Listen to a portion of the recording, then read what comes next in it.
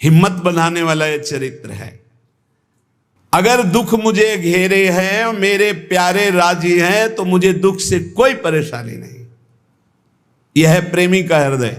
देखो त्रिपुरदास जी महाराज कायस्थ कुल में प्रकट हुए। ब्रजमंडल में शेरगढ़ है, वहां इनका जन्म हुआ था, वहां के निवासी थे। और आपके पिता राजमंत्री थे। बचपन से ही भगवत भक्ति के संस्कार थे। जिनमें कुछ दिव्य प्रकाश होता है वो बचपन से भगवत भक्ति का।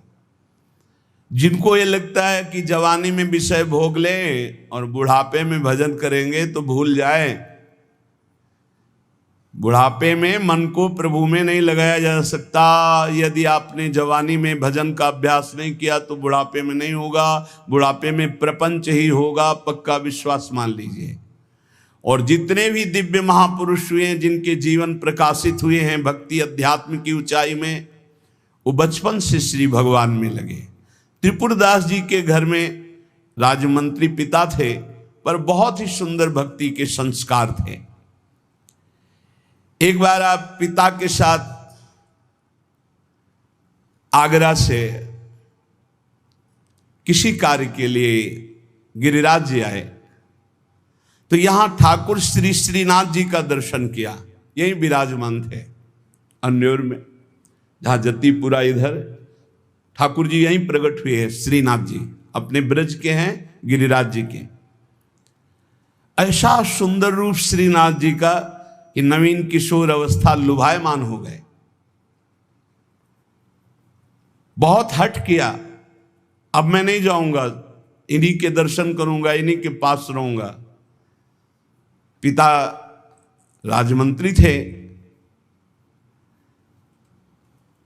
वहां किसी परिचित से कहा कि बालक है, हट करता है त्रिपुरदास, इसको हम छोड़ देते हैं 2-4-10 दिन यहां। देखो भगवान का विधान, यहां श्रीनाथ जी के दर्शन करेगा, फिर हम आदमी भेज देंगे, बुला लेंगे।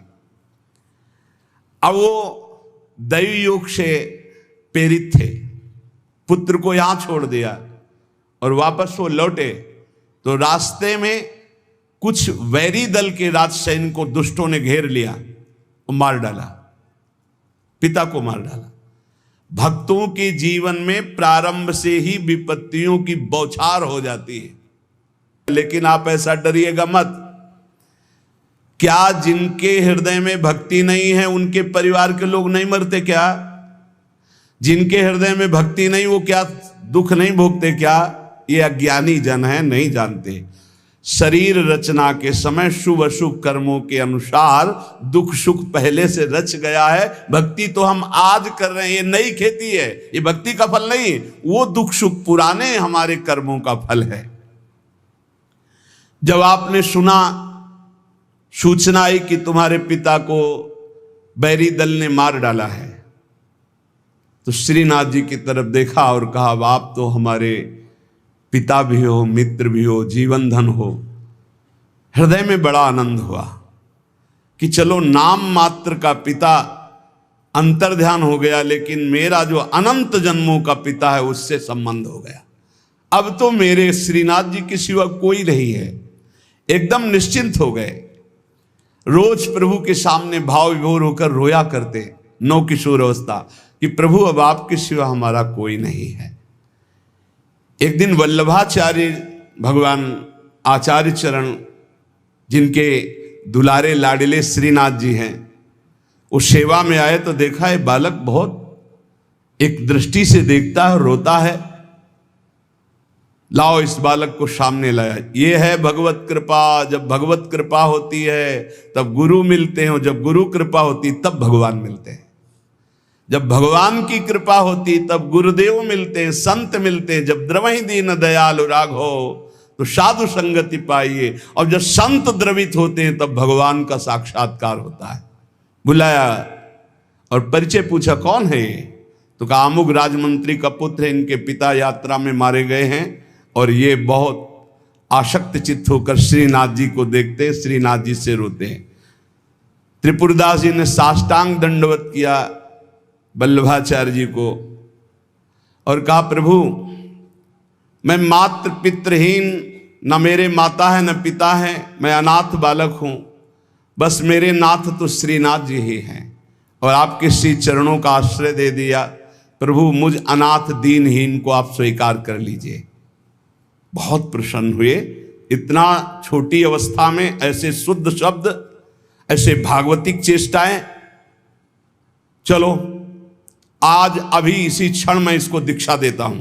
आचार्य श्री वल्लभाचार्य जी विधि पूर्वक दीक्षा देकर ब्रह्म संबंध कराया। कुछ दिन तक पास रखा और कहा वापस जाओ घर।